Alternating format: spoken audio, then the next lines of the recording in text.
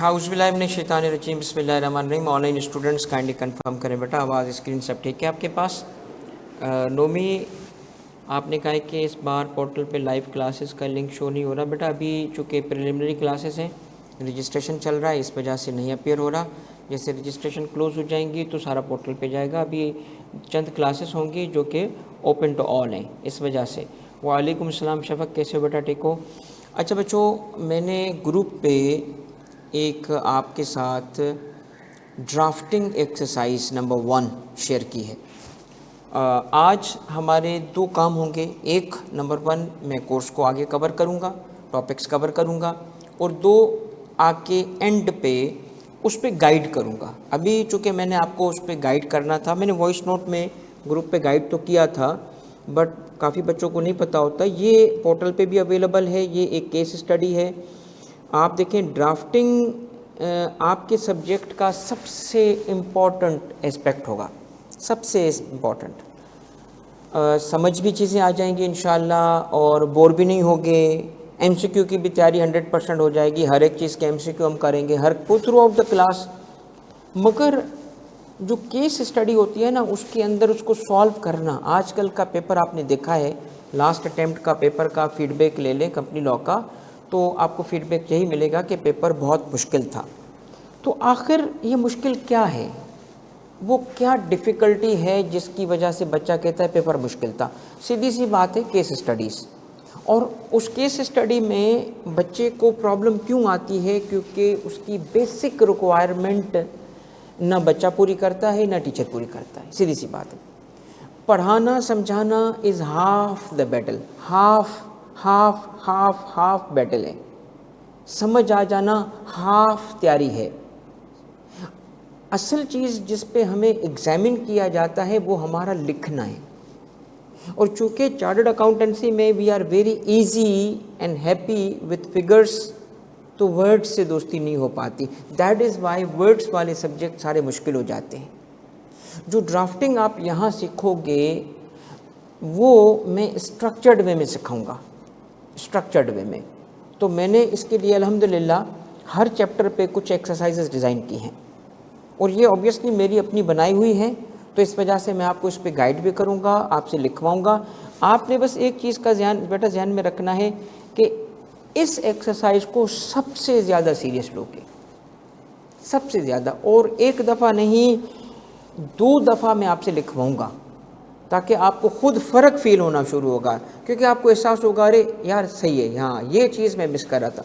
तो ग्रेडेड वे में लेके जाने का तरीका है, वो मैं आपको क्लास के एंड पे कुछ इंस्ट्रक्शन दूंगा इसके लिए। तो ये काम हमारा बड़ा इंपॉर्टेंट है। तो मैंने शुरू में ही बता दिया कि आज मैं एंड पे आके आपको ये ड्राफ्टिंग प्रैक्टिस जो हम शुरू कर रहे हैं, इसके हवाले से कुछ गाइडलाइन दूंगा, फिर आप इस पर काम करोगे, फिर हम एक सेशन रखेंगे इस पर, ठीक है, ताकि मैं आपको गाइड कर सकूँ कि देखो आपके जवाबात में ये प्रॉब्लम्स हैं, ना आए प्रॉब्लम। इस वजह से इसमें इसका स्ट्रक्चर ही मैंने ऐसे बनाया है। ये देखो कुछ गाइडलाइन है जो बाद में डिस्कस होगी, ठीक है। तो क्लास के एंड पे इसको ज़रूर देखिएगा।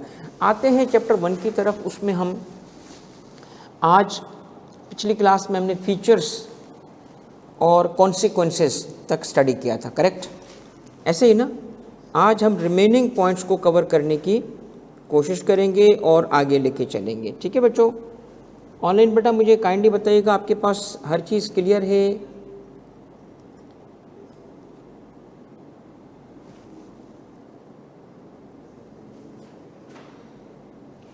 नोमी, कंपनी लॉ की बुक बिल्कुल है मेरी बेटा। कंपनी लॉ की बुक आपको जो मिलेगी वो आईकेप की बुक को ही बेस बना के इजी करके पेश किया गया है।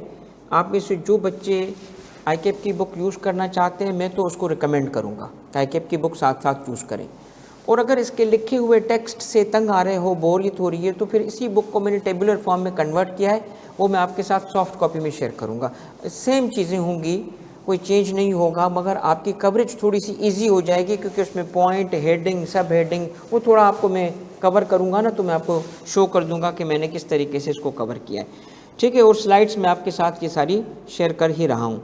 स्टार्ट करें मेरे बच्चों? चलो बेटा आज का लेक्चर स्टार्ट करते हैं। आज हम 1.4 यानी ट्रांसफ़र ऑफ ओनरशिप और परपेचुअल सक्सेशन को स्टडी करेंगे। उसके बाद कॉन्सेप्ट ऑफ लिमिटेड लायबिलिटी है और उसके बाद आखिरी पॉइंट है लॉ एंड गवर्नेंस। होपफुली ये चीज़ें आज कवर हो जाएंगी। देखिए, जो ट्रांसफ़र ऑफ ओनरशिप का फीचर है कंपनी का और परपेचुअल सक्सेशन है, इससे पहले आपको एक कॉन्सेप्ट समझाना है कि कंपनी में शेयर कैपिटल क्या होता है, क्योंकि इसके बाद मैं आगे जिस तरीके से कवर करूँगा ना, पूरी बुक को लिंक करके पढ़ा दूँगा, तो बहुत सारे चैप्टर्स ऐसे हैं जो कि बहुत आसानी से अब आपको समझ आ जाएंगे। बेस डल रहा है आगे के चैप्टर्स का। कोई इसी ऑर्डर में नहीं जाऊँगा कि चैप्टर 1, 2, 3, 4, 5, 12, नहीं, मैं अपनी मर्ज़ी से जाऊँगा, मगर लिंक करके ईजीली समझ आ जाएगा। शेयर कैपिटल एंड मेंबर्स, ठीक है। अब चंद कॉन्सेप्ट्स हैं, उसको सबसे पहले समझते हैं। अच्छा, मुझे एक बात बताएं, पिछली 2 क्लासेस के अंदर हम एक चीज़ तो क्लियर कर चुके हैं कि company is a separate legal entity और वो अलग पर्सन है। अलग पर्सन होने की वजह से ये जुमला कहना भी मुनासिब नहीं है कि share holders own the company. तो देन वो क्या ओन करते हैं? Okay, shares. आओ ज़रा थोड़े से कॉन्सेप्ट्स हम बनाते हैं और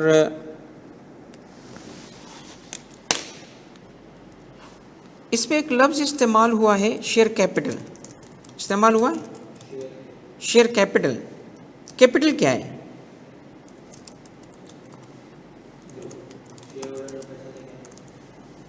जो कौन पैसा लाया? ठीक है। अच्छा, मुझे एक बात बताएं, बिजनेस करने के लिए कैपिटल होना ज़रूरी है, करेक्ट? ओके, हम बिजनेस ही स्टडी कर रहे हैं ना, company law is all about business. तो अगर मैं as a sole proprietor business start करना चाहूँ, पैसे चाहिए? अच्छा, देखिए, एक ना गलत फहमी लोगों को है कि जी जो सॉफ्टवेयर बेस्ड बिजनेस करते हैं उसमें पैसे नहीं लगते। आपको पता है सॉफ्टवेयर बेस्ड बिजनेसेस में पैसे लगते हैं और बहुत लगते हैं। सॉफ्टवेयर बनाने वाला बंदा आपको कहेगा कि यार हाँ बना दूंगा, कितने में बनाएंगे? 35,000, 35,000 में बना के दूंगा। आप कहेंगे वाह, ये तो कोई इन्वेस्टमेंट ही नहीं है। तो मैं आपको एक तजुर्बेकार बंदा हूँ आईटी के हवाले से एक बात बताता हूँ। आप में से कभी भी कोई भी कहीं पे भी बिज़नेस की जब बात सुने, सोचे, डिस्कस करे और वो सॉफ्टवेयर बेस्ड हो, तो याद रखना सबसे पहले उस सॉफ्टवेयर की मेंटेनेंस कॉस्ट पूछ लेना बस। ये जो सॉफ्टवेयर डेवलपर है ना, सॉफ्टवेयर हाउसेस हैं, अब क्या मैं ऐसा लफ्ज़ बोलूँ फाउल, इतने बीप बीप हैं कि वो ना ट्रैप कर जाते हैं आम लोगों को। हाँ, ये तो 35,000, 25,000, ज़्यादा से ज़्यादा 1 लाख। मेरा बेटा, जब आप स्टार्ट करते हो ना तो आपको पता चलता है कि असल में ना ये ट्रैप था। क्योंकि आपको एक छोटी सी मिसाल देता हूँ। वो कहते हैं जहाज़ बनाना है, बना देंगे। कितने का बनाओगे? 60,000 रुपये, 80,000 रुपये। आप कहेंगे ठीक है यार, आई कैन अफोर्ड इट। आप जहाज़ में बैठे, जहाज़ उड़ ही नहीं रहा। उसे कहोगे यार ये जहाज़ उड़ क्यों नहीं रहा? तो आपको पता है क्या कहता है वो? आपने कहा था जहाज़ बनाने के लिए, आपने ये नहीं कहा था कि वो उड़े। आप उसको कहते हो लानत तेरी शक्ल पे, तो जहाज़ क्या करता है? नहीं, हमारी फील्ड में ये बताना पड़ता है। अच्छा चलो भाई, अब एक काम करो, इसको उड़ाओ। सर आपने शुरू में थोड़ी कहा था, अब हमारा पूरा कोड चेंज होगा। देखें ये आसान काम थोड़ी है। अच्छा चल बता कितने पैसे लोगे? अब यहाँ आके वो आपको बताएगा कितने पैसे लगते हैं। और फिर वो पता है क्या करता है? Bug debugging. आपको पता है जो सॉफ्टवेयर डेवलपर होता है वो अपने बग्स नहीं ढूंढ सकता। सॉफ्टवेयर बनने के बाद एक बंदा हायर करना पड़ता है जो सिर्फ उसके बग्स ढूंढे, फंक्शनैलिटी में प्रॉब्लम आ रहा होता है। ये पूरा, जिसको अगर लैंग्वेज का पता होगा ना तो समझ जाएगा वो, ठीक है। जावा स्क्रिप्ट का अगर किसी को पता हो या किसी को अगर पाइथन का पता हो तो ये बग्स क्यों आते हैं? ये लिखने की वजह से आते हैं। एनीवे, ये सब्जेक्ट नहीं है। समझाना क्या चाह रहा हूँ कि सस्ता तरीन बिजनेस में भी कैपिटल लगता है, जो हमें लगता है कुछ भी नहीं है, ये तो बस आइडिया है। नहीं, आपको अंदाज़ा नहीं है उतनी, उसमें भी कैपिटल लगता है, पैसे तो लगते हैं। अब आपसे जो कॉन्सेप्ट मैंने डिस्कस करना है आज का, ताकि ये आज की तैयारी नहीं है, आगे एक फुल चैप्टर की तैयारी कर रहा हूँ, पूरा चैप्टर है आगे कैपिटल पे, शेयर कैपिटल पे, उस चैप्टर की तैयारी आज हो रही है। तो अब मुझे एक बात बताएं कि जब हमारे पास एक ग्रुप ऑफ पीपल है तो वो ग्रुप ऑफ पीपल ने सोचा कि बिजनेस करते हैं, और उसमें हमारे पास से ये 5 लोग हैं जिन्होंने कहा बिजनेस करते हैं। तो वन ऑफ द डिसीजन जो इनको लेना होगा कि फॉर्म ऑफ बिजनेस डिसाइड करना होगा, फॉर्म ऑफ बिजनेस। उन्होंने कहा कंपनी बनाते हैं, ठीक है, कंपनी बन गई। अब इन्होंने एक कंपनी बनाई, तो कंपनी क्या है, सेपरेट लीगल एंटिटी। तो अब वो उसकी कॉरपोरेट पर्सनैलिटी आ गई। तो इन्होंने से एक कंपनी बनाई जिसका नाम इन्होंने रखा ABC प्राइवेट लिमिटेड, ठीक है, ABC प्राइवेट लिमिटेड बन गई, कंपनी बन गई। अब उस कंपनी को बिजनेस करने के लिए, अब इन लोगों को नहीं, उस कंपनी को बिजनेस करने के लिए पैसे चाहिए, एसेट्स चाहिए, एक्टिविटी करने के लिए उसको पैसे चाहिए। उस पैसे के 2 सोर्सेस हैं मेनली, वो आप सबको पता है 2 सोर्स कौन से हैं। बिजनेस करने के लिए अगर मैन्युफैक्चरिंग करेंगे तो मशीन चाहिए, रेंटल प्रॉपर्टी देने के लिए प्रॉपर्टी तो खरीदनी पड़ेगी ना, पैसिव इनकम के लिए भी उसको पैसे चाहिए। तो 2 सोर्सेस होते हैं इसके एसेट्स के या इसके जो कैपिटल के। एक कहलाता है इक्विटी और दूसरा कहलाता है डेट या लोन। अब इन दोनों में सस्ता तरीन सोर्स क्या है, सस्ता तरीन क्या है, इक्विटी, जिसके अगेंस्ट कोई भी पेमेंट करना ज़रूरी नहीं है, इसके अगेंस्ट डिविडेंड देना ज़रूरी नहीं है, दूसरे में तो पेमेंट करनी पड़ेगी, ठीक है। यानी इन अदर वर्ड्स कंपनी ने फंड अरेंज किया, ठीक है, फंड अरेंज किया। कैसे अरेंज किया, कहाँ से अरेंज किया, इन स्पॉन्सर से। अब मैं कुछ लफ्ज़ इस्तेमाल करूँगा। अभी कंपनी बनी नहीं थी, कंपनी का वो बैठे घर में टेबल पे किसी रेस्टोरेंट में आइडिया डिस्कस कर रहे हैं, फिर उन्होंने कहा कंपनी बनाते हैं, फिर उन्होंने कहा अच्छा कंपनी बनाते हैं तो उसका प्रोसीजर किसी से पूछो, दोस्त यहाँ पे कंपनी कैसे बनती है पूछ लिया उन्होंने, फिर पेपर की ड्राफ्टिंग की, एक ड्राफ्ट लेके आए, भाई ये इस किस्म का ड्राफ्ट होगा, ये नाम होगा। जब तक वो कंपनी बनती नहीं है एक्चुअली, तब तक ये लोग कहलाते हैं प्रोमोटर्स। ये लफ्ज़ याद कर लीजिएगा, प्रोमोटर्स। प्रोमोटर्स, ये प्रोमोटर एक टर्मिनोलॉजी है और हमारे कोर्स में इसके बारे में नहीं है, वरना वन ऑफ द पक्का क्वेश्चन होता है यूनिवर्सिटी ऑफ लंदन के LLB प्रोग्राम में, आपके ACCA के पेपर में पक्का एक सवाल आता है जो ICAP नहीं पूछता, वो है कि प्रोमोटर की लायबिलिटी क्या होती है। क्योंकि प्रोमोटर उस वक्त जो फैसले कर रहे होते हैं ना, कंपनी के बिहाफ पे करते हैं, मगर ये चीज़ हमारे किसी पॉइंट पे तो कवर करेंगे हम, रेलिवेंट तो है मगर ऐसा सब्जेक्ट नहीं है। क्या कि प्रोमोटर्स अपने ज़िम्मे पे काम कर रहे हैं, कंपनी बाद में ज़रूरी नहीं है कि उनकी बातों को, उनकी सारी चीज़ों को वो क्या करे, अडेप्ट करे, ओन करे, ठीक है। तो प्रोमोटर्स ने सोचा कि हम कंपनी बनाते, कंपनी बन गई। तो कंपनी बनने का पॉइंट क्या है, इस पॉइंट पे हम कहेंगे हाँ ये आ गई कंपनी। तो उसके लिए फिर एक पॉइंट तय किया जाता है कि अब कहा जाए ना, इस ये टाइमलाइन में पॉइंट है, कहाँ कहें, किस मोमेंट कहें कंपनी बनी। तो वो मोमेंट या वो पॉइंट क्या कहलाता है, registration of memorandum. The moment registration किसका हो बेटा, 2 डॉक्यूमेंट होते हैं ना, आपको पता होगा, मेमोरेंडम और आर्टिकल्स, ठीक है। मेमोरेंडम जिस वक्त रजिस्टर हुआ, कौन रजिस्टर करेगा, रजिस्ट्रार। कौन रजिस्टर करता है इसको, रजिस्ट्रार। ये कौन है रजिस्ट्रार, नहीं SCCP नहीं, SCCP इदारा है, उस इदारे का एक अफसर है, ठीक है, SCCP कमीशन है। अच्छा, रजिस्ट्रार के खिलाफ रजिस्ट्रार ने कोई फैसला किया, मसलन उसने हमें नाम नहीं अलाउ किया, मैं नाम रखना चाहता था सुट्टा एंड सुट्टा कंपनी, उन्होंने कहा यार गलत लिख रहे हो नाम, रिजेक्ट। मैं कहूँगा नहीं, मैं तेरे खिलाफ जाना चाहता हूँ, तो तेरा अब्बा कौन है, किसके पास अपील फाइल करूँ, वो कमीशन। फिर कमीशन आता है उसके बाद, within the same organisation commission है, मगर one of the office, one of the important बंदा देयर इज अ रजिस्ट्रार, ठीक है। तो रजिस्ट्रार अपने रजिस्टर में इसकी एंट्री करता है, कंपनी बन गई, और वो क्या इशू करता है उस वक्त, बर्थ सर्टिफिकेट, बच्चा पैदा हो गया, वो दाई है इसका मतलब, तो बर्थ सर्टिफिकेट क्या कहलाता है ना, ना।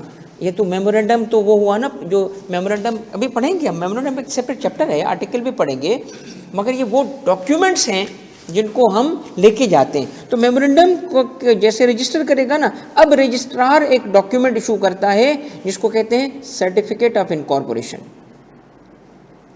सर्टिफिकेट ऑफ इनकॉर्पोरेशन, ये इनकॉर्पोरेशन का सर्टिफिकेट है, ये इशू होता है। आपके पास एविडेंस आ गया, अब कंपनी बन चुकी है, कंपनी बन चुकी है।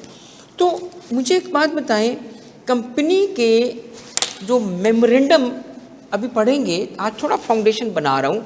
कंपनी के मेमोरेंडम में एक इंफॉर्मेशन होती है, आर्टिकल्स में भी इंफॉर्मेशन होती है।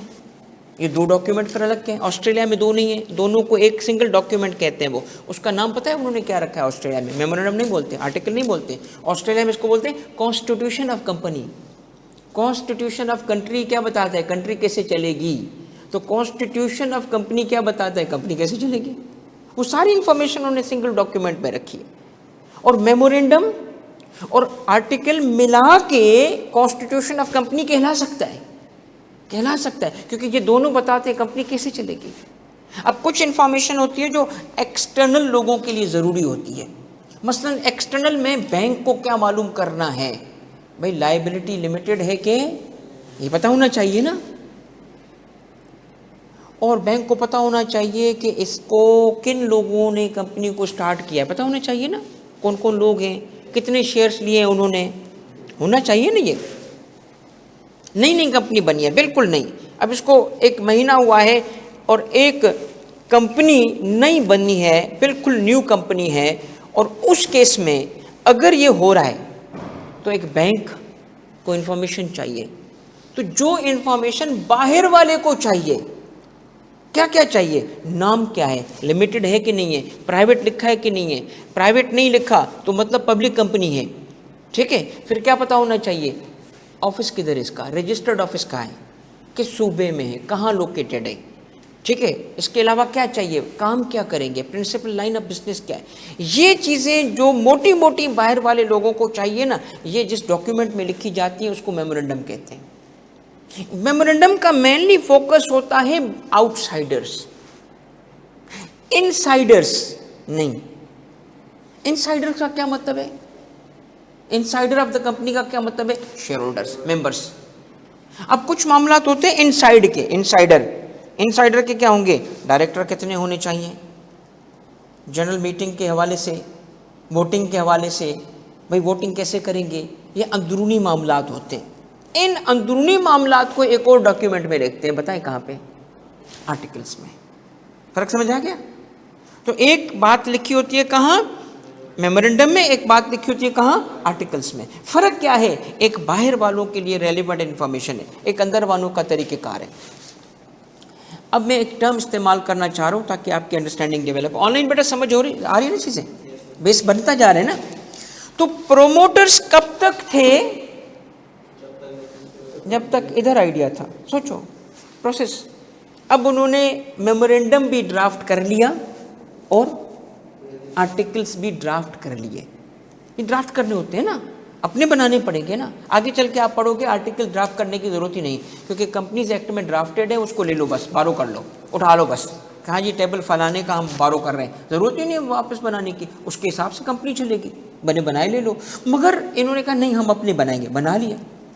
अब ज़रा लफ्ज़ सुनना, उस मेमोरेंडम में एक क्लॉज होता है आखिर में कि कौन कौन शेयर्स लेंगे, ले रहे हैं नहीं, लेंगे। क्यों? हमने कहा उसमें ये लिखना होता है क्या? सीरियल नंबर, नेम और आगे उसके कितने शेयर्स ये लेंगे।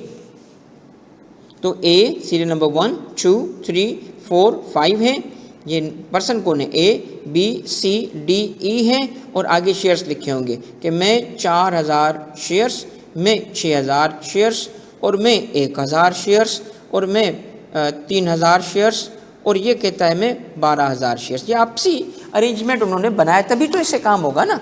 एक नहीं यार तू 12000 कैसे ले रहा है भाई, क्योंकि मेन स्पॉन्सर यही बंदा है, आइडिया इसका होगा। मगर चल निकल तू, तुझे क्यों दूँ फिर 3,000 वाले। तो आपस में बैठ के ये फैसला करते हैं, चल भाई अरेंजमेंट बन गया, यानी एक किस्म की ये एग्रीमेंट होता है उनका उस हिसाब से।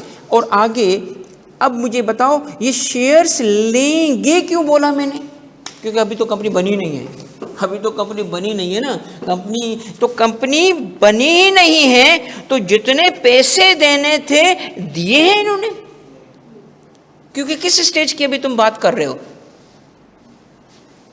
Pre incorporation.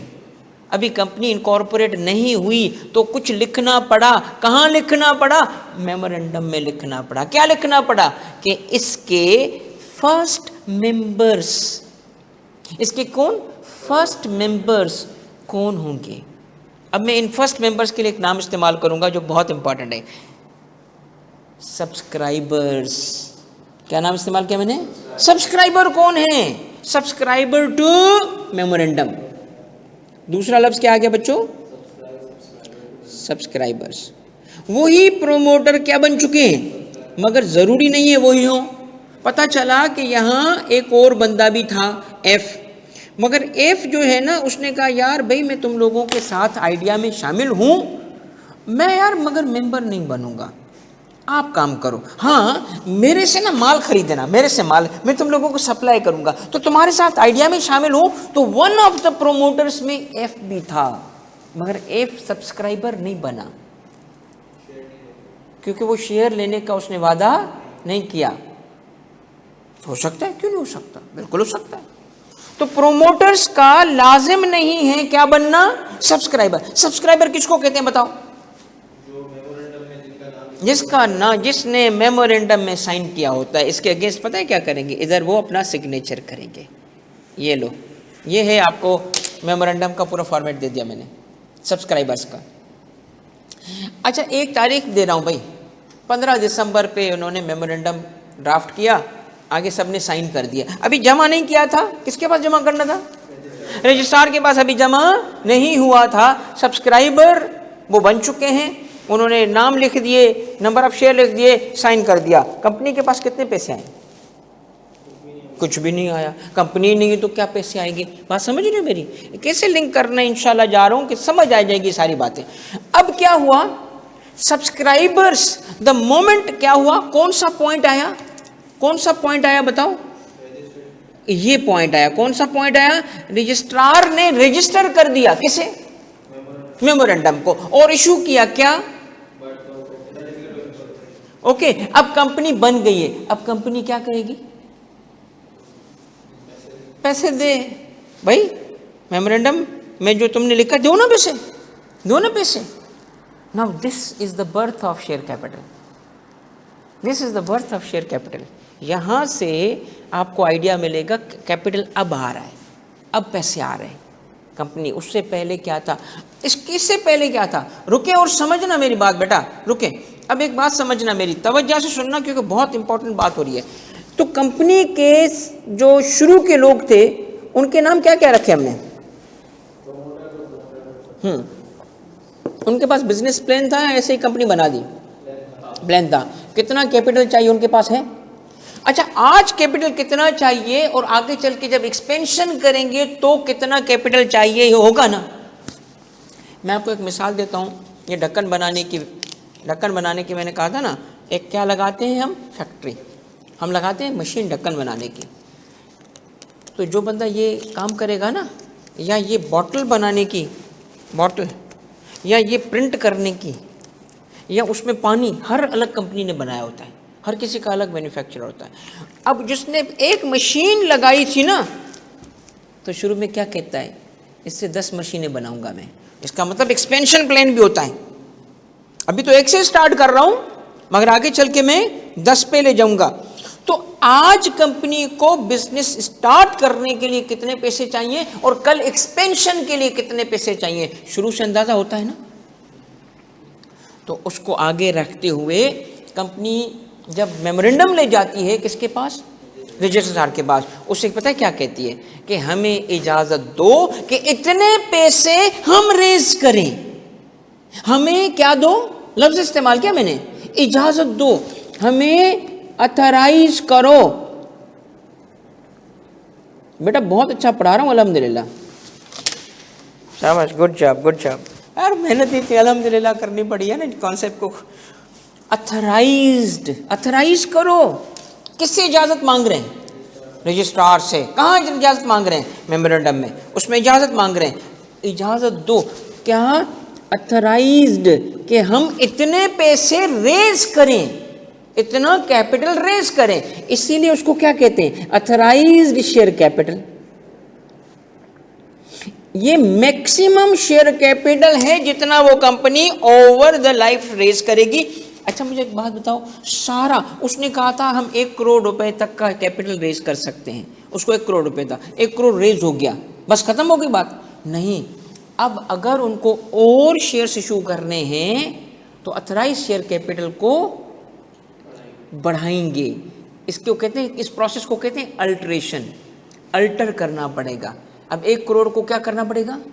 2 करोड़, 3 करोड़, 5 करोड़। भाई ये पाबंदी नहीं है, नहीं जी, बस इसके अलावा तो हो नहीं सकता। हाँ, जब तक अल्टर नहीं होगा तब तक नहीं इशू कर सकते। नो नो नो, हमने जितना बोला है ना उतने शेयर इशू करोगे। बात समझ आए आपको? अब अथराइज्ड शेयर कैपिटल, शेयर कैपिटल समझ आ रहा है? शेयर कैपिटल वो था 1 लाख शेयर्स, और इन टर्म्स ऑफ रुपी 10 रुपए पर शेयर। तो इधर भी तो आओ, इधर भी तो आओ। सब्सक्राइबर्स ने क्या कहा होगा? हम कितने शेयर्स लेंगे, कितने लेंगे, लिखा है ना सामने। ए ने कहा 4000 पर शेयर 10 रुपए। तो इन सब ने, ये नंबर ऑफ शेयर था, मल्टीप्लाइड बाय 10 कर लो, इन्होंने इतने पैसे कंपनी को देने हैं। ये आ गया उसका इनिशियल कैपिटल, इनिशियल कैपिटल आ गया। और अगर कंपनी चाहे तो इसके अलावा क्या ले सकती है? डेट ले सकती है, उससे वो बिजनेस ऑपरेशन स्टार्ट करे। ठीक है, तो क्या प्रोमोटर का कॉन्सेप्ट क्लियर है? सब्सक्राइबर का कॉन्सेप्ट क्लियर है? मेमोरेंडम, रजिस्ट्रेशन, रजिस्ट्रार सारे क्लियर हो गए? अच्छा, अब हम आते हैं आगे कि देखें कंपनी ने, ये इधर आ गई कंपनी भाई, ABC प्राइवेट लिमिटेड, ये मैं इसको इस वजह से लेफ्ट में लिख रहा हूँ। ये आ गए हमारे 5 सितारे मेंबर्स, ABCD और E, ये 5 मेंबर हैं, दोनों अलग हैं, वो अलग वो अलग अलग। इससे कितने पैसे रेज करने हैं, ये उसका शेयर कैपिटल। कौन सा share capital? Authorise share capital. उसमें से उन्होंने कहा इनिशियली आप लोगों को, कौन, क्या बोलूं इसको, क्या बोलूं, आप लोगों को नाम दो, इसको नाम दो, सब्सक्राइबर्स। जब कंपनी अभी बनी नहीं थी, सब्सक्राइबर्स, और कंपनी बनने के बाद मेंबर्स। आप मेंबर्स को, अब मेंबर बन गए ना, चूंकि कंपनी बन चुकी है, तो मेंबर्स और शेयर होल्डर में भी फर्क है, वो सिखाऊंगा आपको। इतना इशू हो चुका ना, और इस वजह से आपने चूंकि शेयर ले लिए इतने, कंपनी के पास इतने पैसे आ गए, बस यही मेंबर होंगे और नहीं होंगे? और भी तो होंगे ना भाई, इतना सारा हिस्सा पड़ा है अभी भी केक का, औरों को भी दे सकते हैं। अब क्या आसानी से दे सकते हैं, फ्रीली दे सकते हैं, और आसानी से विदाउट रिस्ट्रिक्शन दे सकते हैं, तो ऐसी कंपनी को कहा जाता है पब्लिक कंपनी। और नहीं, थोड़ी रिस्ट्रिक्शंस हैं, पहले इनसे तो पूछो 5 से, भाई हम 5 के पहले हक होगा, अगर थोड़ी रिस्ट्रिक्शंस हैं तो उस सूरत में प्राइवेट, फ़र्क आएगा इस तरह। इसका मतलब हर चीज़, आपके कोर्स का सबसे बुनियादी कॉन्सेप्ट ये शेयर कैपिटल है। ये शेयर कैपिटल, इसको समझो, अभी आज समझो, कहानी आसान। तो एक हिस्सा इशू हो चुका है, इसको क्या कहेंगे मेरे बच्चों, बताओ, इसको क्या कहेंगे इस हिस्से को? नहीं, इनिशियल तो सादा, इसके लिए एक टर्म यूज कर रहा हूं। इस पूरे बॉक्स को क्या कहेंगे? पूरे बॉक्स को क्या कहेंगे? Authorise share capital. लिख रहे हो ना, अथराइज शेयर कैपिटल। मगर इसमें से जो ये छोटा सा हिस्सा है ना, इसको कहेंगे, सुनना, इशूड। कंपनी ने इशू किया, मगर पता है कभी कभी क्या होता है, कंपनी ने तो इशू किया, आगे इशू होने के बाद लोगों ने लिया ही नहीं, माल तो रख के हम बेच रहे हैं, बिका ही नहीं। तो अगर ऐसा होता है, हाँ, कंपनी ने इशू किया और लोगों ने लिया, हाँ मुझे चाहिए, तो कहते हैं उसके बाद दूसरा लफ्ज क्या है, इशूड सब्सक्राइब्ड।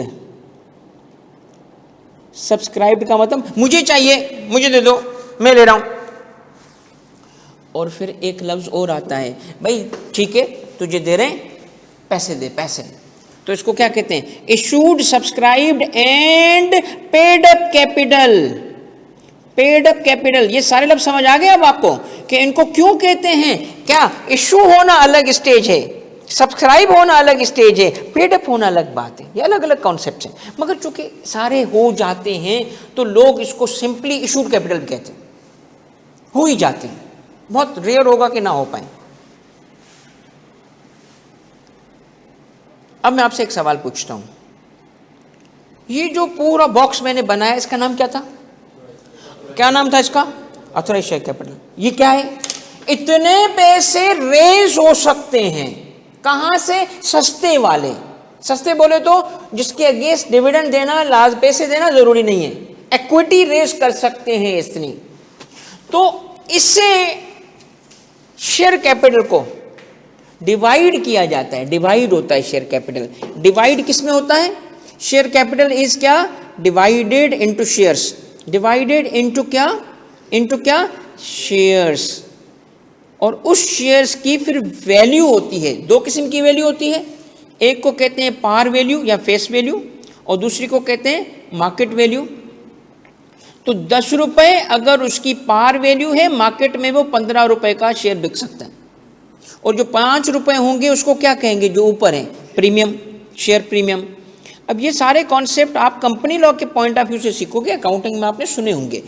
अब मैं आपसे सवाल पूछता हूं कि ये लफ्ज क्या है, शेयर, किसमें शेयर, किसमें शेयर, कैपिटल में शेयर। मैंने इतने पैसे देने हैं, मैं क्या हूं, शेयर होल्डर, क्योंकि मैंने इतने पैसे दिए हैं, इतनी पर्चियां खरीदी थी। इन अदर वर्ड्स, यहाँ जो कॉन्सेप्ट बनाते हैं ना कुछ टीचर, कि समझो एसेट्स, एक चेयर लाया, ये गलत गलत गलत, इससे कॉन्सेप्ट ही गलत हो जाएगा। ना ना ना, कोई चेयर नहीं लाया, वो कंपनी के एसेट्स है। तो who is a share holder, who owns shares. अब आगे सबसे इंपॉर्टेंट टर्म आएगा, शेयर कौन सा, कंपनी का शेयर, ये लफ्ज ही नहीं बोलूंगा कंपनी का शेयर। शेयर कौन सा, share in capital, share capital. आ गया टर्म समझ। तो who is a member, who is a member, who is a member, share capital, वो ओन्स द शेयर्स है ना, वही। तो दो नाम क्यों हैं, शेयर होल्डर और मेंबर अलग अलग क्यों हैं, इसकी वजह सुने। इसकी वजह यह है कि लेट सपोज एक लिस्टेड कंपनी है और उस लिस्टेड कंपनी की रोज ट्रेडिंग होती है, शेयर होल्डर चेंज होते रहते हैं। तो कंपनी ने क्या किया, कंपनी ने सपोज कर लें शेयर्स बेचे थे ए को, और कंपनी के रजिस्टर में, कौन से रजिस्टर में, कौन से रजिस्टर में, रजिस्टर ऑफ मेंबर्स, उसके पास एक मेंबर्स का रजिस्टर होगा, उसमें नाम रखा था किसका, कि हमारे एक मेंबर का नाम है ए, तो ए का नाम मौजूद है वहां पे। और ए ने वो शेयर्स बेच दिए किसको, बी को। अब ए मेंबर नहीं रहा, मगर रजिस्टर में किसका नाम है, ए का। अब बी ने कहा कौन सा जाके मैंने इसका डिविडेंड लेना है, मैं तो 5 दिन बाद बेच दूंगा, नाम ही नहीं चेंज करवाया, नाम ही नहीं चेंज करवाया। उसने किसको बेचा, सी को। अब सवाल ये है कि कंपनी के पास किसका नाम रखा होगा। अब डिविडेंड देने आएंगे तो किसको देंगे, उसी को, उसी को। अब सुनिएगा मेरी बात, मेंबर और शेयर होल्डर सिनोनिमसली यूज होते हैं, बट उनमें स्लाइड सा फर्क है। फर्क क्या है कि शेयर होल्डर और मेंबर में बुनियादी तौर पे फर्क क्या है कि अगर कंपनी के रजिस्टर में नाम आ जाएगा ना, तो ऐसे शेयर होल्डर को मेंबर कहते हैं। तो B was never a member, but B was a shareholder. और right now who is a shareholder? C is a shareholder. अब सी को बताओ तरीका कि ये मेंबर बने। क्या करना है इसको? कंपनी को एप्लीकेशन देगा, कंपनी के रजिस्ट्रार को, वो बाद में सीखेंगे कंपनी का भी रजिस्ट्रार होता है, उसके पास जाएगा, कहेगा इसका नाम हटा और इसकी जगह मेरा नाम लिख दे। अब उसका नाम जिस दिन रजिस्टर में आ गया वो क्या बन चुका है? मेंबर। तो मेंबर उस शेयर होल्डर को कहते हैं जिसका नाम कंपनी के रजिस्टर में होगा। आई बात समझ? शेयर कैपिटल क्या है? इज द कैपिटल, कैपिटल पैसे जो बिजनेस चलाने के लिए, बिजनेस को बनाने के लिए, लगाने के लिए चाहिए। Share capital is the capital जो कंपनी रेज करती है। और मेंबर कौन होता है? शेयर होल्डर क्या होता है? जिसमें उसका हिस्सा हो। अब मैं आपसे एक सवाल पूछता हूँ, पिछली क्लास में आपने पढ़ा, क्या शेयर होल्डर या मेंबर ये इंटरचेंजेबली यूज होते हैं? तो क्या शेयर होल्डर या मेंबर कंपनी के एसेट्स कौन करता है? कौन करता है? क्यों नहीं करता वो? भाई वो कंपनी के ओनर नहीं है, ना एसेट है। क्या ओन करता है वो? अब चूंकि उसकी लीगल ओनरशिप सिर्फ शेयर की है, वो अलग बात है कि जो भी यहां शेयर होल्डर होगा उसको सर्टेन क्या मिलेंगे? क्या मिलेंगे? राइट्स मिलेंगे। राइट्स क्या होंगे? कि तुम अगर सफिशिएंट पावर रखते हो तो वोटिंग राइट है, इसके डायरेक्टर बन सकते हो। अगर तुम्हारे पास सफिशिएंट नहीं है, कोई बात नहीं, एजीएम में आके वोटिंग कर सकते हो। और कुछ और नहीं, तुम्हें डिविडेंड मिलेगा। आपको एक मजे की बात बताऊं, क्या यह मुमकिन है कि ऐसे शेयर्स इशू किए जाएं जिसमें वोटिंग पावर भी ना हो और डिविडेंड भी ना हो? पाकिस्तान में नहीं इशू होते अभी। अब एक बात सुने, इंटरेस्टिंग इंटरेस्टिंग। अच्छा, क्या ऐसा मुमकिन है कि एक ही कंपनी के शेयर्स, एक बंदे को शेयर इशू किए गए और उसमें पर शेयर 1 वोट था, मगर एक दूसरे बंदे को शेयर इशू किए गए जिसमें पर शेयर 10 वोट थे? क्यों नहीं? Why not? अब पता है गूगल इस तरह है, गूगल की शेयर होल्डिंग ऐसे ही, उसको क्लास बी शेयर कहते हैं।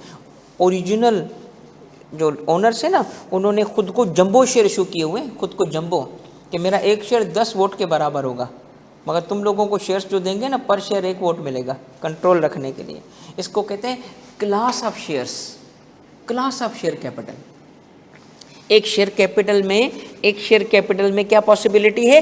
अलग अलग क्लास के शेयर्स इशू हो सकते हैं। इसका मतलब क्या है कि जो राइट्स अटैच होंगे ना, जो राइट्स अटैच होंगे वो भी कोई फिक्स नहीं है कि नहीं, चूंकि मैं शेयर होल्डर हूं मैं तो वोट दूंगा। तेरे वोट पे, तेरे शेयर पे अगर वोटिंग राइट्स ही नहीं है तो फिर तो ऐसे शेयर नहीं लेने चाहिए थे तुम्हें। इसका मतलब समझते हैं? थोड़ी क्लैरिटी आ रही है? अब आप ज़रा इसके बाद देखें, अब आपको समझ आ जाएगी ये बात। ये मैं अल्हम्दुलिल्लाह आगे के लिए भी तैयारी कर चुका हूँ, आगे के चैप्टर के लिए भी जो चीज़ें चाहिए वो समझा चुका हूँ। मगर अब आप ज़रा ऑनलाइन वालों बेटा, ऑल इज़ क्लियर ना? ऑनलाइन वालों बेटा, ऑल इज़ क्लियर ना? शाबाश। ये देखो बेटा, capital of company is represented by shares and the shareholders या members are its, किसके ओनर है? तो पहले कंपनी का क्यों लिखा था? कंपनी का ओनर बार बार लिखा था ना इनके अर्लियर टॉपिक में, आईकेएफ की बुक में ही लिखा है। तो करेक्ट ये है, this is the correct thing. मैं आपको क्या बोला था? I will prove it, hence proved. ये देखो, हेंस प्रूव्ड क्या कि ओनर तो है मगर शेयर्स का, ना कि कंपनी का। क्लियर हो गई बात? ये देखें, ये भी समझा दिया मैंने आपको। मेंबर एंड शेयर होल्डर कैसे यूज होते हैं? इंटेंजिबल। डिफरेंसेस क्या है उसके? मैंने तो डिस्कस लेटर, बुक में लिखा है डिस्कस लेटर, ऐसे लिखा है, बट मैंने आपको समझा दिया। क्या समझाया मैंने आपको? अगर कंपनी के रजिस्टर ऑफ मेंबर्स में उसका नाम आ गया तो वो शेयर होल्डर मेंबर कहलाता है, नहीं है तो शेयर होल्डर तो है वो। आपको पता है एक बुक क्लोजर की टर्म इस्तेमाल होगा, बुक क्लोजर। कंपनी अनाउंस कर देगी, भाई डिविडेंड हम इशू करेंगे, जिसको नाम तब्दील कराना है करा ले, वरना हम एंटरटेन नहीं करेंगे तेरी एप्लीकेशन को। 15 दिन तक बुक क्लोज होंगे तो आपकी एप्लीकेशन एंटरटेन नहीं होगी, जिसका नाम होगा हम उसी को डिविडेंड इशू करेंगे। जल्दी आओ, भागते हुए आओ। तो बुक क्लोजर स्टार्ट होगा 15 तारीख से, तो लोग 15 से पहले भागेंगे, भाई मेरा नाम लिख, क्योंकि शेयर्स बेशक किसी के भी नाम हो, जो रजिस्टर में जिसका नाम रखेगा वो मेंबर है डिविडेंड के लिए। नोटिस किसको जाता है मीटिंग का कि एजीएम होने जा रही है? मेंबर को। हमें क्या पता कि वो कौन कौन किसको बेचा तूने? जो कंपनी के नाम होगा उसी को जाएगा ना। कुछ कॉन्सेप्ट क्लियर है? ये देखिए क्या है, हु कैन ओन शेयर्स। अब आगे बढ़ते हैं, नेक्स्ट स्टेज की तरफ जा रहे हैं। कौन कौन शेयर खरीद सकता है? Any legal person. एक कंपनी का शेयर होल्डर कौन हो सकता है? एनी पर्सन, चाहे वो नेचुरल पर्सन हो चाहे वो लीगल पर्सन हो। क्या मतलब इसका? अनदर कंपनी, एक कंपनी दूसरी कंपनी में शेयर्स ओन कर सकती है, मगर क्या एओपी शेयर्स ओन कर सकती है? पार्टनरशिप कर सकती है? हाँ, ये जुमला सुने, partnership can own shares in a company. Correct incorrect? Incorrect. ये नहीं कैसे? हाँ, partners jointly own shares. Correct, क्योंकि पार्टनरशिप सेपरेट लीगल पर्सन थोड़ी है, पर्सन तो हो खुद जो ओन करे। तो any legal person, individual in company can own shares in a company. This means one company may own shares in another company, and very common practice for some companies to own some या all 100% own। देखा आपने 100% own subsidiary है, तो company A is the holding company and company B is a subsidiary company। तो सारे share किसके पास है? Holding के पास। ऑल शेयर्स एक के पास हो सकते हैं। इस पे फर्दर डिस्कशन आगे चल के होगा। अब हम आते हैं इस चीज़ पे कि वो जो शेयर्स थे क्या बेच सकते हैं? ट्रांसफर कर सकते हैं? Yes, this is one of the most important feature of the company कि उसकी शेयर होल्डिंग इजीली ट्रांसफर होती है। ठीक है, कैसे कि shares can be transferred easily. कैसे? क्या क्या फॉर्मेट है? हर वो फॉर्मेट अवेलेबल है जिस फॉर्मेट में एक प्रॉपर्टी दूसरे पर्सन को जा सकती है। कोई भी प्रॉपर्टी कैसे ट्रांसफर करते हैं हम? सेल या गिफ्ट, इनहेरिटेंस या कोई और फॉर्म। तो share can be transferred easily by sale, gift, inheritance without seeking any approval from other owners as opposed to partnership. Partnership में से नहीं होता, डिसॉल्व हो जाएगी। तो आप कंपनी में इजीली कर सकते हैं। अलबत्ता रुकना, अलबत्ता जब कंपनी प्राइवेट होगी तो कुछ अलग मेथड होगा, और जब कंपनी पब्लिक होगी थोड़ा सा अलग होगा। तो तफसील आएगी, बट कैन बी ट्रांसफर्ड, मना नहीं है। हाँ, रिस्ट्रिक्शन है। कब रिस्ट्रिक्शन है? On transfer. मना नहीं, एक होता है मना करना, बैन नहीं, रुकावट है। मना नहीं किया, थोड़ी रुकावट रखी है, रिस्ट्रिक्शन है। कब? जब वो कंपनी प्राइवेट हो। भाई मैं अपने शेयर बेचना चाहता हूँ, मैं किसी भी थर्ड पार्टी को लेके आऊँगा? नहीं, प्राइवेट में इस तरह नहीं कर सकते। पहले जाओ किसके पास? एग्जिस्टिंग शेयर होल्डर के पास। भाई ये शेयर मैं बेचना चाहता हूँ, तुम लोग ले लो। ओके, नहीं हमें नहीं चाहिए, फिर बाहर जाओ। पब्लिक में ये भी नहीं करना पड़ता, प्राइवेट में करना पड़ता है। यानी फर्स्ट राइट ऑफ रिजेक्शन देना पड़ता है एग्जिस्टिंग शेयर होल्डर को, ताकि उनके लिए ये प्राइवेट कंपनी थी, प्राइवेट, पब्लिक नहीं कि कोई भी आ जाए। मगर फिर भी शेयर्स को ट्रांसफर करने पे बैन नहीं है, रिस्ट्रिक्शन है। अब रिस्ट्रिक्शन लफ्ज का मतलब होता है थोड़ी रुकावट, जंप, रनिंग तो है मगर कूदना पड़ेगा। बात समझ आ गई?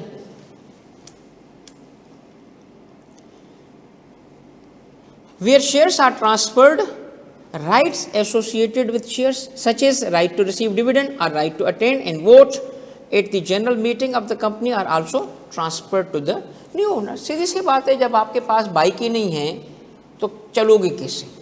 आपके तो बाइक किसी और की, मगर मैं वैसे ही खड़ा हूँगा तो मुझे वो हवा उड़ा के जाएगी, ऐसे थोड़ी। अब तेरी बाइक नहीं है तो तू जा W11 पे। ठीक है, shares can be transferred easily, ये बात हमने अभी देखी, without seeking approval from other owners as opposed to partnership. ये पॉइंट पहले भी हमने कवर किया, ये सेम पॉइंट है।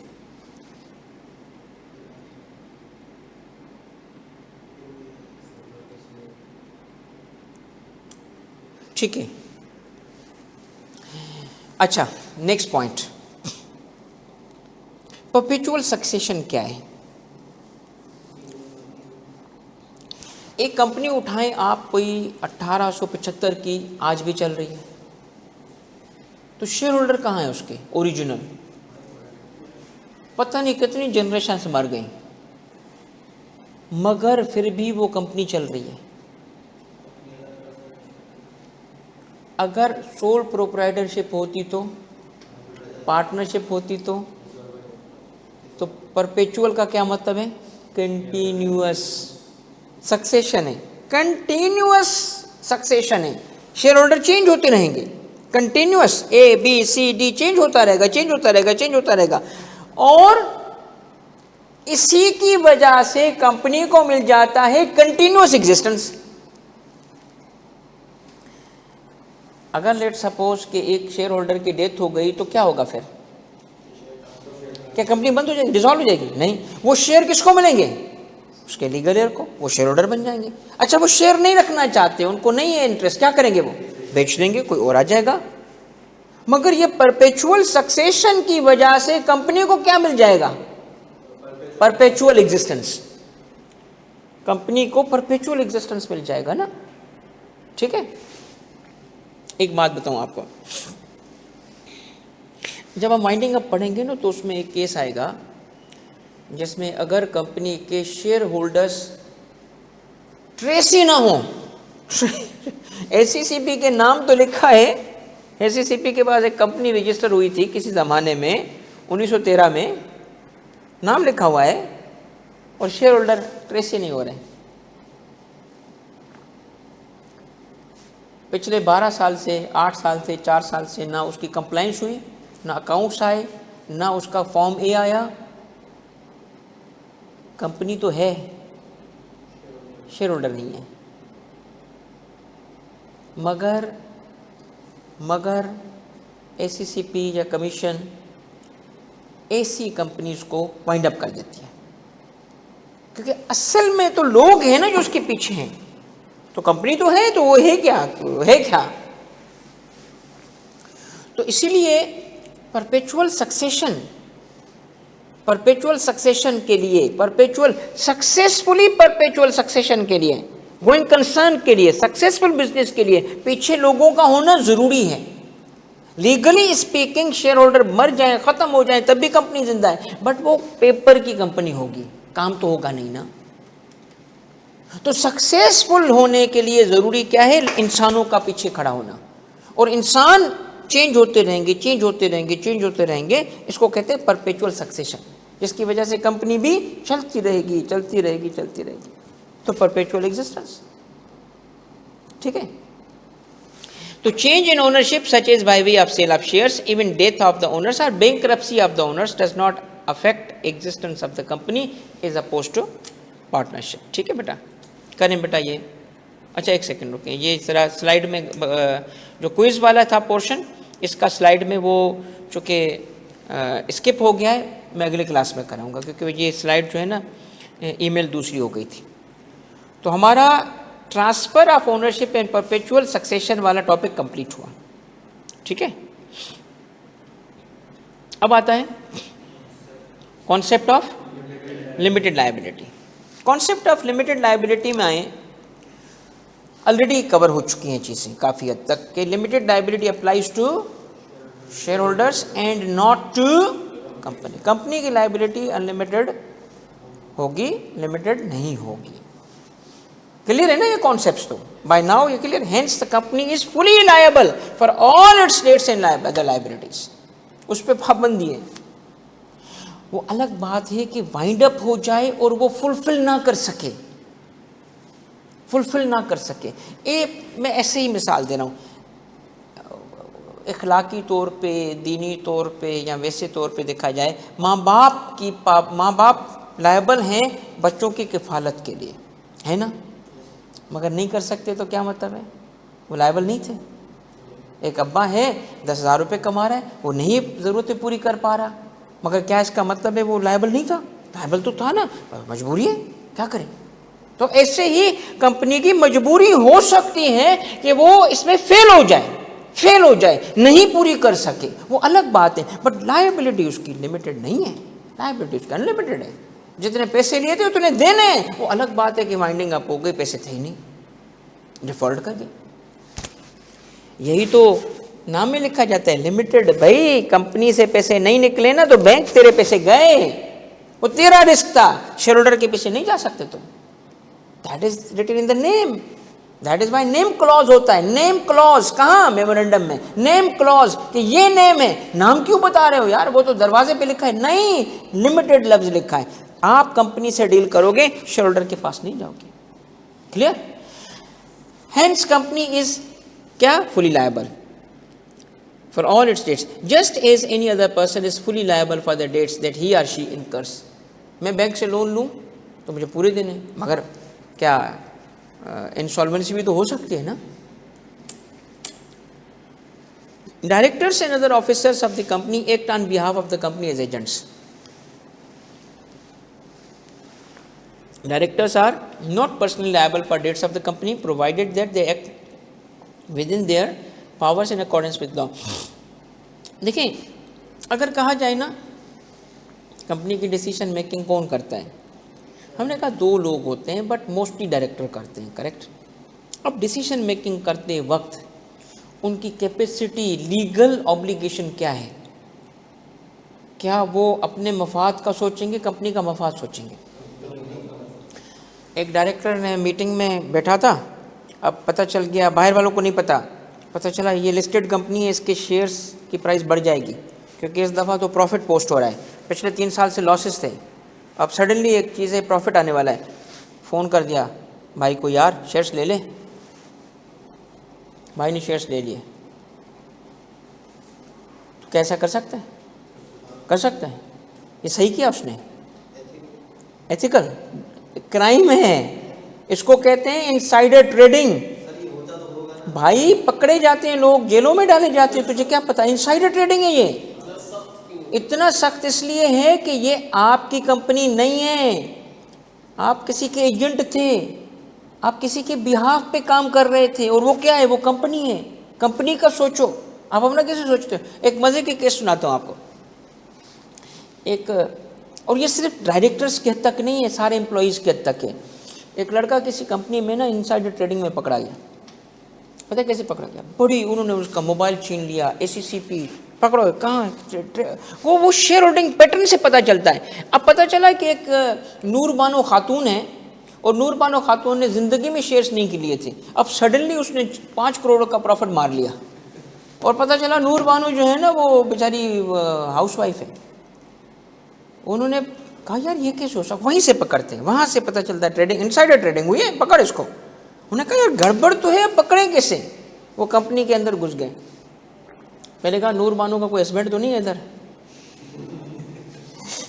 पता चला कोई रिलेशन ही नहीं है उसका यहाँ पे। मैंने कहा पकड़े कैसे यार, ये गड़बड़ तो हुई है, तो कोई लिंक ही ना बने। एक पे शक पड़ा, होता है ना, वो अपने बिहेवियर से कहता है मुझ पे शक करो। उसका फ़ोन पकड़ा, कहीं से एविडेंस नहीं मिला, कुछ नहीं मिला। बाद में पता चला कि वो गाने बड़े सुनता है, तो इन्वेस्टिगेटर जो होता है ना वो उसकी हर चीज़ पे नज़र रखता है, इसका बिहेवियर क्या है, क्या करता है। यूट्यूब बड़ा चलाता है। उन्होंने कहा कौन सा गाना? तो साथ वाले ने कहा यार ये चमक चमक छैया चमक चलो करता रहता है हर वक्त। मैं तो तंग आ गया हूँ इससे यार, गाने सुन सुन के। बेबी डॉल वाला जो गाना, ये बड़ा इसको फेवरेट है। अच्छा, उनने क्या कि इसी के सिस्टम पे बैठे बेबी डॉल चलाया, नीचे देखा उसके कमेंट में ये न्यूज़ जो है ना इनसाइडर ट्रेडिंग कर रहा था। वो जो यूट्यूब के कमेंट सेक्शन में वो इन्फॉर्मेशन पास ऑन करता था लोगों को, और किसको पता होगा क्या इन्फॉर्मेशन पास ऑन, तो जो दोस्त था ना इस तरह उनको पकड़ा। सर इसमें कंपनी का क्या नुकसान है? बहुत बड़ा नुकसान है, बहुत बड़ा नुकसान है, ब्रीच है। क्योंकि इस पे मैं बात करूंगा, इस पे बहुत बड़ा केस मैं आपको अभी बता। एनरॉन दुनिया का सबसे बड़ा फ्रॉड इसी की वजह से, इसी से चीज़ें गिरती हैं। थोड़ा सा अब टाइम कम है मगर ये मैं तुम्हें समझाऊंगा ज़रूर, ये मेरे पे तुम्हारी चीज़। अभी क्लू देता हूँ क्योंकि क्यूरियोसिटी ना रहे तुम्हें। अब एक मिसाल सुनो, कमाल का मैं तुम्हें डिज़ाइन करके देता हूँ एक सेटअप। एक कंपनी बनाओ नकली, नकली क्या मतलब, एक कंपनी बनी, उसका बिजनेस भी है, लिस्ट करा दिया, सब कुछ ठीक है। आपने क्या किया, उसकी शेयर्स की प्राइस ऊपर करने के लिए नकली प्रॉफिट बुक करना शुरू किया, रिसीवेबल को रेवेन्यू में ले आए, ठीक है, जो सेल हुई नहीं थी उसको सेल रिकॉर्ड कर दिया, रेवेन्यू बढ़ गया। अब क्या हो चुका है, ये कौन कर रहा है, डायरेक्टर। इसमें कंपनी का क्या नुकसान है, क्या हुआ, शेयर्स की प्राइस बढ़ गई, क्योंकि पीछे उसके ना उसकी बाजी ने, उसकी लेडीज ने शेयर्स लिए हुए थे, ठीक है। अब क्या हुआ, शेयर्स की प्राइस आर्टिफिशियली बढ़ाते गए और फिर उस वक्त क्या किया, वो सारे शेयर बेच दिए, बेचे, निकल गए मार्केट से। तो कंपनी का क्या, कंपनी बंद हो जाएगी, कंपनी का नुकसान है। तो हम इस पर डिस्कस करेंगे अभी आगे चल के। तो ये है डायरेक्टर्स एंड अदर ऑफिसर्स जो होंगे कंपनी के बिहाफ पे एज एजेंट काम करते हैं। तो इसलिए एक लफ्ज इस्तेमाल कर रहा हूं, इनकी ड्यूटी है फर्स्ट लॉयल्टी टुवर्ड्स कंपनी। इसके लिए टर्म कौन सा यूज होता है, fiduciary duties. Fiduciary, their loyalty should be towards their principal, towards the company, not to themselves. ये आपका काम नहीं है, कंपनी का काम है, तुम वहां उसके एजेंट बन के काम कर रहे हो, ठीक है। इसीलिए डायरेक्टर्स के जिम्मे कोई नहीं आएगा, उनकी लायबिलिटी भी ऐसे नहीं है कि वो जिम्मेदार होंगे, नहीं। अलबत्ता अगर वही जो पहले बात हो रही है कि उनका इस काम करते वक्त उन्होंने क्या किया, कानून की खिलाफ वर्जी कर दी, तो फिर उनकी ज़ात पे भी लिफ्टिंग द कॉर्पोरेट वेल हो सकता है।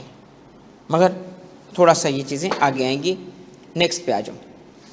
Concept of limited liability applies to owners यानी members. Liability of the owners of the company for the debts of the company is limited to the amount of their investment. Wrong sentence, wrong sentence. आपके पास लिखा हुआ है, book में लिखा है wrong, I am sorry but wrong। ये जुमला भाई, इन्वेस्टमेंट क्या वो तो दे चुके ना, लाइबिलिटी तो है ही नहीं ना मेरी, मैंने क्या जुमला लिखवाया था, what is correct sentence, liability is क्या, limited to the extent of unpaid amount. ये देखो ना, ये गलत लिखा है, मगर चलो मैं इसको लिंक भी करता हूँ, मतलब इसको बताता हूँ। ये कहना क्या चाह रहा था, पता है ये क्या कहना चाह रहा है जिसने भी इसको बनाया, वो कहना ये चाह रहा है कि जितने पैसे लगाए ना वो डूब सकते हैं, उसके ऊपर पैसे देने नहीं पड़ेंगे, मकसद कुछ और है इसका। अच्छा, मुझे भी क्लैरिटी पता है कब आई कंपनी लॉ की, जब मैंने फॉरेन की किताबें पढ़ी, जब मैंने ब्रिटिश, अमेरिकन, ऑस्ट्रेलियन पढ़ी ना, तो क्लैरिटी आई, यार ये तो भाई कहानी कुछ हो रही है, हम तो पता नहीं क्या पढ़ रहे होते, ठीक है ना। 4 टांगों वाला कुत्ता, तो 4 टांगों वाला गधा भी हो सकता है, घोड़ा बस कुत्ता, यही लिखा है ना यार। फिर क्या लिखा है, this means that the shareholders are not required to pay amount other than case of insolvency. यार again incorrect, shareholders are not required to pay any amount other any amount in case of insolvency थोड़ी होती company की, winding up, liquidation, insolvency चले, मगर इसको मैं जाने दे रहा हूँ, खैर है। ऐसे नहीं कि हर जुमले को मैं कहूँगा गलत तो तुम कहोगे किताब ही क्यों पढ़े, साइड पे करें सर, तो ऐसा भी नहीं करो, ये बातें ठीक है, मैं मगर शार्पनेस पैदा करना चाहता हूँ आपके अंडरस्टैंडिंग की, इसलिए मैं बात कर रहा हूँ, ठीक है बेटा। Next, there is an exception to this rule of no further liability, shareholders are liable to pay लिखा खुद unpaid amount, वही unpaid amount होगा तो वो देना पड़ेगा आपको, सही है, क्लियर। The word limited कहाँ, in the name of the company informs anyone dealing with the company of the fact that the liability of shareholders is limited। वो कहता है जो लफ्ज लिखा है ना लिमिटेड, कहाँ, कंपनी के नाम में, चाहे वो प्राइवेट लिमिटेड हो चाहे पब्लिक लिमिटेड हो, ये लफ्ज इंडिकेट कर रहा है सारी दुनिया को, जब उसे डील करेंगे, जो उससे सेल परचेज करेंगे, जो उसको लोन देंगे, जो उससे ट्रांजेक्शन करेंगे, दुनिया को बता रहा है कि शेयर होल्डर की लाइबिलिटी लिमिटेड है, कंपनी की नहीं, शेयर होल्डर की। This is why limited is use in the name of private public companies. कैसे, नाम ऐसे लिखते हैं, वर्ड प्राइवेट आता है तो ब्रैकेट में लिखते हैं। अभी नेम पे भी बात होगी, उसमें सारी कंपनी का तुम सीखोगे कि कैसे नाम लिखे जाते हैं, ठीक है बेटा। ये अगेन वही क्विज वाला पार्ट इस स्लाइड में नहीं आया, अगली क्लास में ये सारे टॉपिक के क्विज कवर होंगे, ठीक है। लास्ट पॉइंट है हमारा आज के लिए, ये ईजी है, ये बहुत ईजी है, इसमें कुछ भी नहीं है, ये है, आपने पहले ही इसको कवर कर लिया है, और ये हमारा मैं आपको एक्सप्लेन कर दूंगा। ये देखो, law in governance last point है हमारा। और हमारा एक सेगमेंट आज कवर हुआ, कंप्लीट हो जाएगा। लॉ एंड गवर्नेंस का मतलब क्या है भाई? कंपनी बनने का प्रोसेस कहाँ लिखा है, इनकॉर्पोरेशन का प्रोसेस कहाँ लिखा है, और वो लिखा है हमारे एक डॉक्यूमेंट में जो कि स्टेचूटरी डॉक्यूमेंट है, स्टेचूट है, जिसको हम कहते हैं कंपनीज एक्ट 2017। अच्छा, एक्सटर्नल स्टेक होल्डर्स के लिए चीज़ें कहाँ लिखी होंगी? एक्सटर्नल स्टेक होल्डर कौन से हैं? बैंक जिसने no seller, buyer, vendors, employees, तो बाहर के है ना। अंदरूनी का मतलब है शेयर होल्डर्स, जिनके आर्टिकल्स हैं। तो उनको बाहर वालों को क्या क्या चाहिए? एम्प्लॉई भी अंदरूनी होते हैं, याद रखना है, ये मैं क्लैरिफाई कर दूं, एम्प्लॉई भी समटाइम अंदरूनी होते हैं। तो बाहर वालों को इंफॉर्मेशन चाहिए, नाम क्या है इसका, लिमिटेड है कि नहीं है, ठीक है, प्राइवेट लिमिटेड है कि नहीं है, ठीक है, और दूसरा क्या है, रजिस्टर्ड ऑफिस कहाँ है इसका, ठीक है, बिजनेस क्या है, प्रिंसिपल लाइन क्या है, और उसके स्पॉन्सर्स कौन है। मैं नाम इंटेंशन इस्तेमाल किया ताकि तुमसे सुनूं लफ्ज़, सब्सक्राइबर्स, जिन्होंने इसको सब्सक्राइब किया था। आपको पता है इंटरेस्टिंग चीज़ क्या है? कंपनी बनने के बाद चाहे उसके शेयर होल्डर कितने ही चेंज क्यों ना हो, मेमोरेंडम में ओरिजिनल नाम चलते हैं, सब्सक्राइबर के नाम चेंज नहीं करते। बिल्कुल उसका लिखा होगा क्योंकि वो मेमोरेंडम था। और करंट मेंबर के नाम कहाँ होंगे? रजिस्टर में। शाबाश, वो तो रजिस्टर है ना उसके लिए अलग से, वो तो इसका मतलब ये हिस्टोरिकल डॉक्यूमेंट है, इसको चेंज नहीं करते। इंटरनल प्रोसेसेस क्या है? मीटिंग्स, वोटिंग, ठीक है, डायरेक्टर्स, इस किस्म की चीज़ें वो कहाँ होंगी? आर्टिकल्स में होंगी। बेटा आई होप कि ये टॉपिक आपको समझ आया, और ये सारी चीज़ें जो हैं हमने अल्हम्दुलिल्लाह एक्सप्लेन की। अब 2 वर्ड सिर्फ इंस्ट्रक्शन के हैं, जैसे मैंने आपको कहा था कि इस एक्सरसाइज के बारे में। देखो बेटा, इसमें ना ये मैंने मेथोडोलॉजी यूनिवर्सिटी ऑफ लंदन में, यूनिवर्सिटी ऑफ लंदन इसलिए कि लॉ का बहुत बड़ा एक नाम है लीगल सब्जेक्ट्स का, तो कंपनी लॉ वहाँ कैसे पढ़ाया जाता है, वहाँ से भी मैंने चीज़ें देखी हैं। मैंने देखा कि वो प्रैक्टिस कराने के लिए ग्रेडेड मेथड यूज़ करते हैं, ग्रेडेड मेथड, वही मैं अडॉप्ट कर रहा हूँ। ग्रेडेड मेथड का मतलब क्या है कि शुरू में मैं आपको स्पून फीडिंग करूँगा, शुरू में मैं आपको बताऊँगा ये लिखो, मत लिखवाऊँगा तुमसे, मैं यूँ लिखो, ये लिखो और यूँ लिखो, ये तक बताऊँगा। मैं आपको ऐसी एक्सरसाइजेस करवाऊँगा जिसमें केस स्टडी भी दूंगा, जिसके अंदर सवाल भी बताऊँगा, जिसके अंदर जवाब लिखना कैसे है इतनी हेल्प दूंगा, और लिख के, और फिर जब तुम लिख लोगे तो ड्राफ्ट करके भी लिख के भी दूंगा कि देखो इसका मेरे हिसाब से ये सही जवाब यूँ बनता है। यानी सारी चीज़ें बनी बनाई तुम लोगों को दे दूंगा। पहले दफ़ा मैं दूंगा एक स्टेज तक, जैसे मसलन 5 या 6 एक्सरसाइजेज ऐसी होंगी, आप कहोगे मैं थ्रू आउट ऐसा करूँगा, मुझे टेंशन नहीं है, असल है जिसमें तुम सीखो। अब देखें ये केस स्टडी है और ये बहुत बड़ी क्लासिक केस है, ठीक है। ये case Solomon versus Solomon and को लिमिटेड है। ये ब्रिटिश केस है और ये दुनिया का सबसे मशहूर, ठीक है, सेपरेट लीगल पर्सनैलिटी इसी केस ने इस्टेब्लिश की थी। कंपनी लॉ के में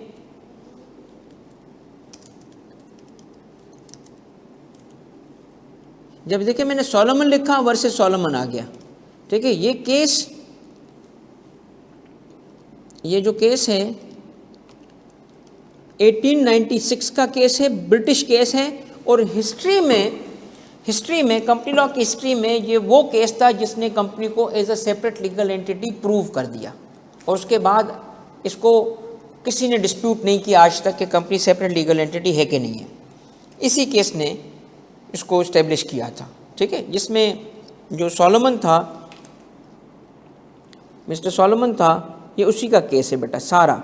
अच्छा, इसकी जो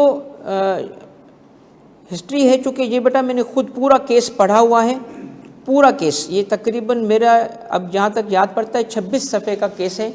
जो केस रिपोर्ट होते हैं ना, केस का मतलब है actual British House of Lords का जजमेंट, वहाँ का सुप्रीम कोर्ट का, वहाँ का सुप्रीम कोर्ट जो है ना उसका जजमेंट है इसका, तो पूरा पढ़ा हुआ है मैंने।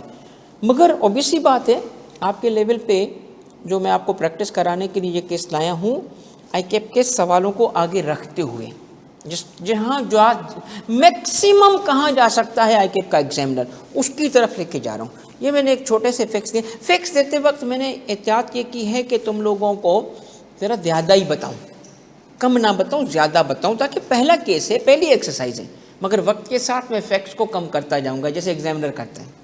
सिर्फ थोड़े से फैक्ट्स दे देता है, क्योंकि उसका पेपर जो होता है ना वो 3 सफ़े में आना है, तो इसके फैक्ट्स में ज़्यादा दे रहा हूँ इंटेंशनली। मैंने इसमें सिर्फ एक ख़यानत की है कि मैंने पाक रुपये यूज़ किया है। ये केस ब्रिटिश है, एक्चुअली पाउंड्स में था, बस बाकी सारी चीज़ें जो हैं इसकी एक्चुअल हैं, वैलिड हैं, रियल केस है। और मैंने सवाल खुद बनाए आईकेप के पेपर के हिसाब से। ये सवाल मेरे हैं, ये कहीं से नहीं उठाया मैंने।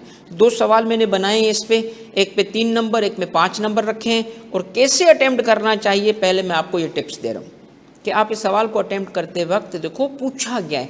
अब यहाँ मैं आपको जो बाकी तो लिखा है ना, सब कुछ पढ़ लोगे तुम।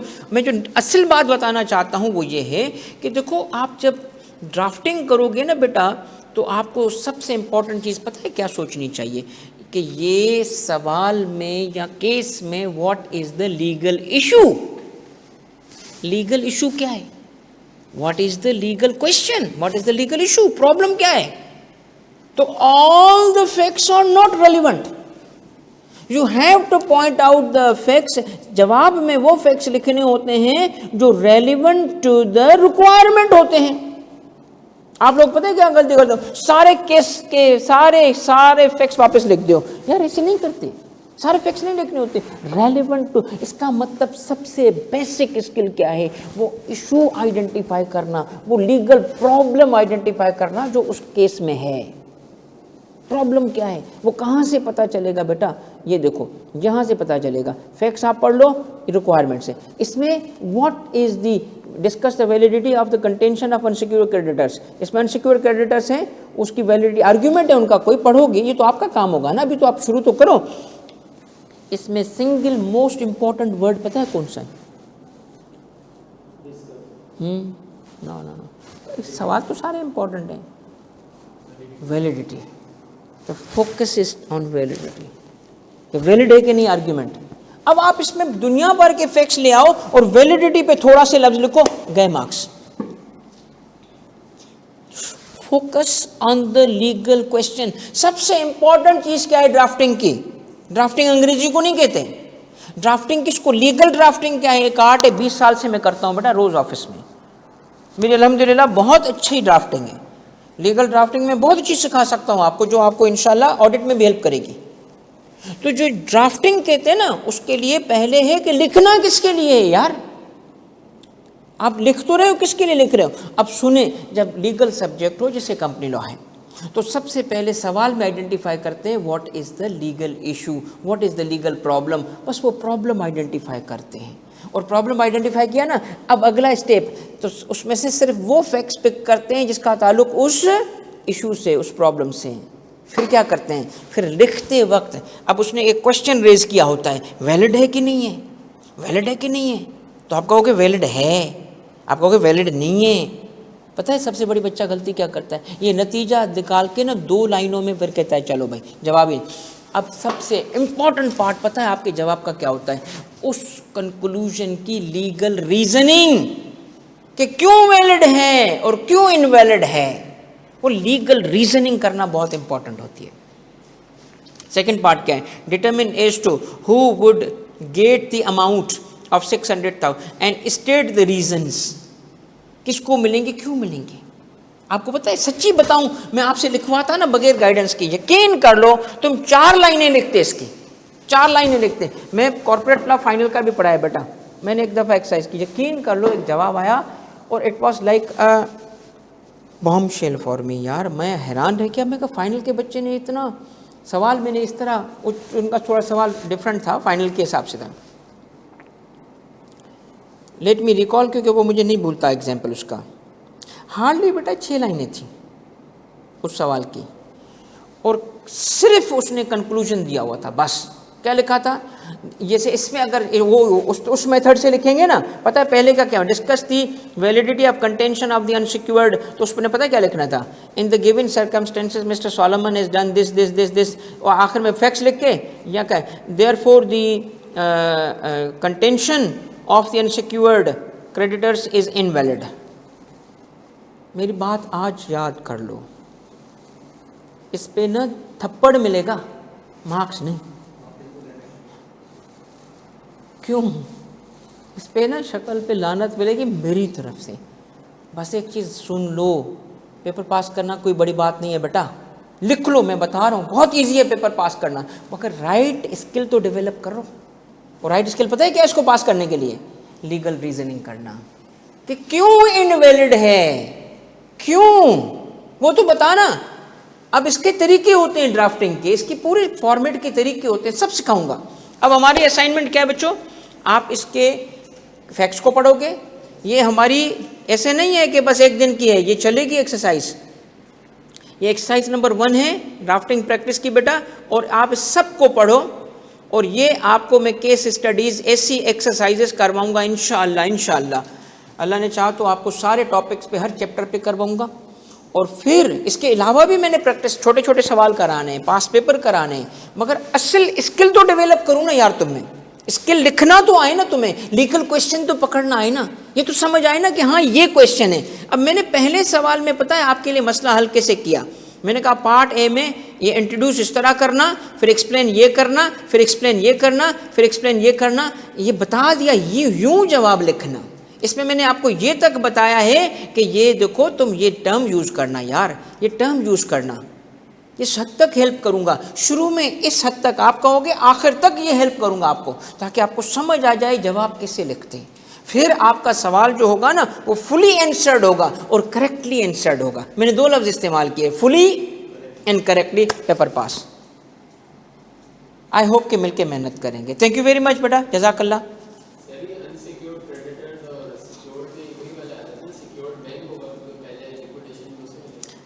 नहीं ऐसे नहीं है, सिक्योर्ड और अनसिक्योर्ड का एक फ़र्क क्या होता है। सपोज कर लें आपने कहा जी मुझे लोन दे, मैंने कहा अच्छा वापस कैसे करोगे, मुझे कोई सिक्योरिटी दे दो। आपने कहा वो मेरी बिल्डिंग है ना, वो आपको मैं सिक्योर्ड, ये सिक्योर्ड होगी, ठीक है। Debentures by very nature secured होते हैं, ठीक है, वो सिक्योर्ड होने, ये सीखेंगे, ये पूरा आएगा। अभी आप करो तो सही यार, करो तो सही, ठीक है मेरे बच्चों। थैंक यू बेटा, ऑनलाइन वालों जज़ाकल्लाह बेटा। ये इसको एक्सरसाइज को अब आप स्टार्ट कर दें, मैं इंशाल्लाह जैसे जैसे कोर्स आगे कवर करूंगा ये हमारी बेंचमार्क केस स्टडी बनेगी as a first case study, और ऐसी बहुत सारी केस स्टडीज़ आएंगी, प्रैक्टिस सेशंस आएंगे, ठीक है बेटा ड्राफ्टिंग के। जज़ाकल्लाह बेटा, ऑल द बेस्ट, अल्लाह हाफिज़।